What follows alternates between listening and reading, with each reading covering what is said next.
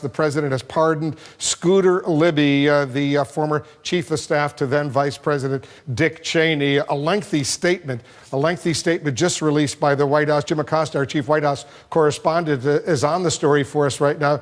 Jim, tell us a little bit about the president's decision, which is potentially very, very significant, especially given the current context.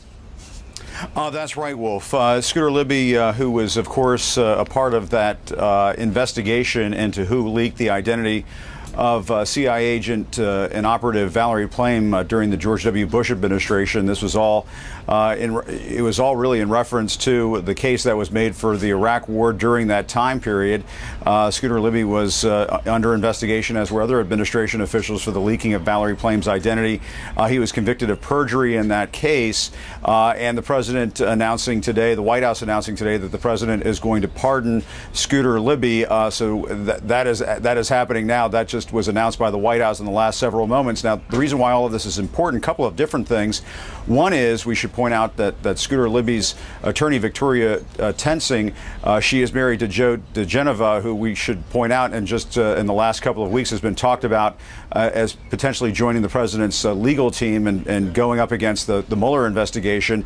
That didn't pan out. There were conflicts cited as the reason why Joe DeGenova did not sign on. But perhaps more broadly and more importantly, Wolf, the reason why this is important, and you're hearing a lot of legal analysts bring this up, is that the president is showing a willingness to use his presidential power to pardon people. And of course, there are concerns that if the Mueller investigation continues to go down this road, and you have convictions coming in the not too distant future, that the president could essentially be sending a message to people who might be tempted to cooperate with Robert Mueller that hold on, essentially hold on, don't cooperate too much, might be the implication here, because if you do end up going to jail, you could be pardoned later on. That of course is the message that some people are talking about, that is the concern here, that the president, by pardoning Scooter Libby, may be sending a message to people who are just essentially ensnared in the Russia investigation, Wolf.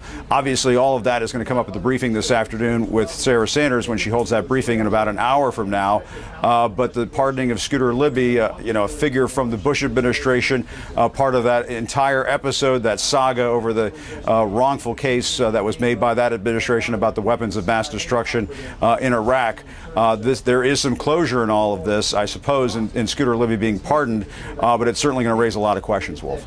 Certainly will. At the end of a statement that the White House released, the president said, "I don't know Mr. Libby, but for years I have heard that he has been treated unfairly. Hopefully this full pardon will help rectify a very sad portion of his life." Jim Acosta, stand by. Jamie Gangel, you've done a lot of reporting on the Scooter Libby conviction, convicted of perjury, obstruction of justice. He received clemency from President Bush, but not a full pardon. It was commuted by President Bush, but President Bush decided he was not going to pardon him. And this became very public because Vice President Cheney went to the mat with President Bush and said, you can't leave a wounded soldier on the field. President Bush decided he could not go there. So this is a big move by Trump. Here's some context. I know that Vice President Cheney and Victoria Tensing and Joe DeGenova, among others, have been lobbying President Trump about this for quite some time. But I think there is something very specific here that spoke to Donald Trump. No one in the Valerie Plame case was ever convicted of leaking her name. It was not, in fact, Scooter Libby. The prosecutors knew from day one that it was Richard Armitage at the State Department. And supporters and conservatives of Scooter Libby have always felt that this was a case of prosecutorial overreach. And who were the two people involved in that case? James Comey, who appointed the special counsel Patrick Fitzgerald. So this speaks to Donald Trump in a way that I don't think any other case would, because this is the way he feels. I mean, you think it might be a coincidence it's the day after the Comey book came out? I mean, I'm just saying. Timing. I'm just saying. And obviously, he's just sticking his thumb in his eye. Look, he may agree that he should be pardoned.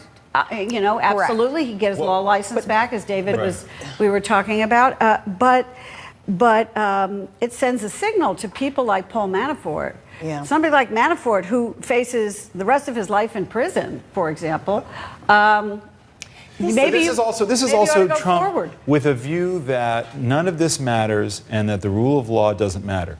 You know, President George W. Bush didn't pardon him because his lawyer Fred Fielding said, "You can't do this. That's right. This is going too far." And President Bush was angry with Vice President Cheney about going to the mattresses on this whole point. So this is the reality that this president, who is being investigated, to what extent on this question we can't know, of obstructing justice by firing Jim Comey, but certainly Robert Mueller knows about it. Now, whether he could be indicted as sitting president is a separate matter. This could be referred to the House as part of a report by the special prosecutor.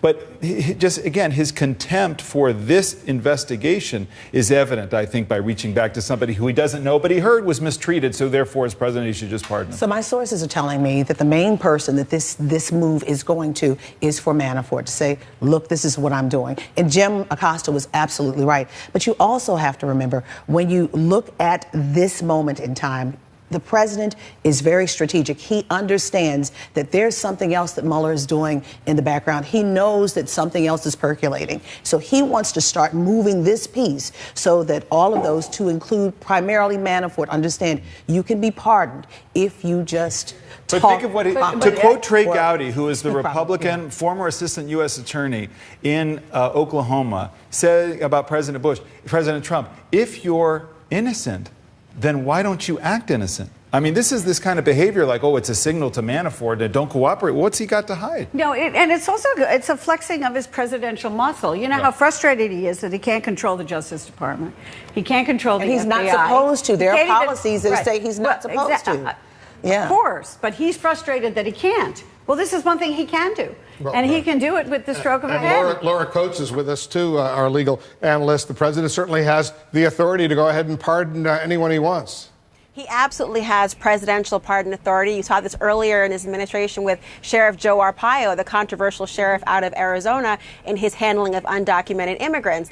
But I think that this commentary, if you just switch out the players, his message is for Rod Rosenstein and Robert Mueller. Why? Because at the time that there was a special counsel appointed, an independent prosecutor appointed to oversee the matter involving this man, Scooter Libby, the deputy attorney general at the time was Jim Comey. And the Patrick Fitzgerald character was the equivalent of Robert Mueller. And so if you're saying to these people that I believe that there was a scapegoat here or a witch hunt of sorts about a particular person, and I'm going to rectify that particular wrong and show you how I believe that past will now be prologue, well, there you have the new game that Donald Trump is playing. And I think that's a comment to what he can do in exercising his power. It's also a way for him to try to undermine. But the key thing here is, well, he has absolute presidential pardon power in federal crimes.